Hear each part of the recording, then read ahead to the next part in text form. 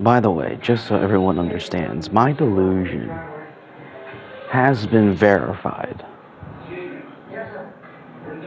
People consider me schizoactive or schizophrenic, redeemable because I reported a Burger General for attempting to murder me. In a jail, at a place, they were placing drugs on me to stop me from getting to Canada, which I am looking at as I make this video out the window. I'm so close to it. So, in this retrospect, when I say I am being stalked, other than the manufacturing of a bunch of small town idiots like gangs, like Anonymous, like yada yada yada, the three core viewers I know I have are instituted by my knowledge and my evidence. These three espionage sources are Hollywood, the NSA, and the local police of my town. I verified over and over and over and over to get an almost p-value like feedback for myself, at least, in a situation I could probably prove with a polygraph and a deposition. I have been stalked in your country by these three sources. Beyond that, I can't be certain as to who, when, where, and why. But I can verify the sources which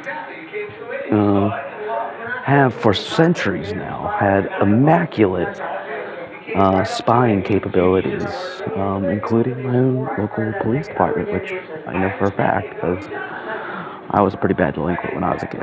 Not like violent or crazy, just fake IDs, recreational fun, yada yada yada, throughout high school and college. And the cops tried to turn me into some kind of asset without me knowing about it, and a couple kids in the group, and not to mention one of my hacker buddies got blackmailed by the FBI one time. But I grew up in a bizarre town. It's very eerie. We're the fourth wealthiest county, which is very small. In fact, the smallest county inside one of the smallest states, which is Maryland, Howard County. But we are a sanctuary to some of the highest grade federal workers who organize and cultivate the wars, the social programming, and the variables at the highest levels through your federal government. Everyone there, the average salary there is somewhere around like $175K a year. And 75% or more of the people who live in Howard County are high to mid-grade federal government engineers or workers or people, almost, if you will. It's probably not 75%, but I always make the joke, you can't piss a foot without hitting an agent in my hometown. But ultimately, what I'm trying to get to is this. I understood since the beginning of this project, there was going to be a backlash. There was going to be a problem. I didn't know how to anticipate or deal with it, but I can verify these three sources, and I know you guys, at least one of you, or person inside your organization, is levying your concepts and constructs of ethical hacking to invade my privacy. And you're using a lot of my concepts, my love, my ideas, my words, and sending them somewhere along the ladder. But you need to think deeper about what you did, because this really is the end of the show. I'm using my money to get to a safe place where I know I can cultivate the life of myself. And I have to begin production on Cruel and Unusual Tensions, or punishments.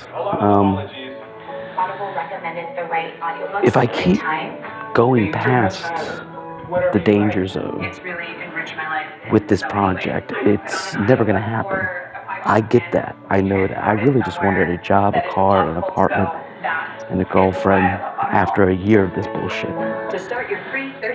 I don't know why I came up with the silly concept of creating a real-life wag the dog thing. I can't believe anyone picked up on it. But ultimately, I'm innocent. I've done nothing wrong except create private entries into how, while my stalkers utilize them for various purposes to instigate a lot of problems for me and others.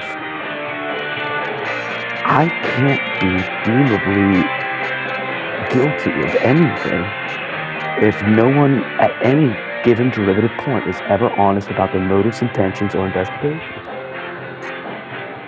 I was never doing anything wrong other than what a normal hobo without privacy or a private place to indulge in alcohol, legal recreational smoking, or sometimes even pissing, have broken.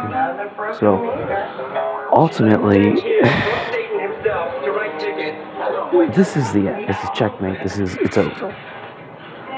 I want you to know if you continue your practices after this, I'm going to get harder, stronger, badder at coming back at the derivative stock sources of which are bothering me and exacerbating my everyday dilemma.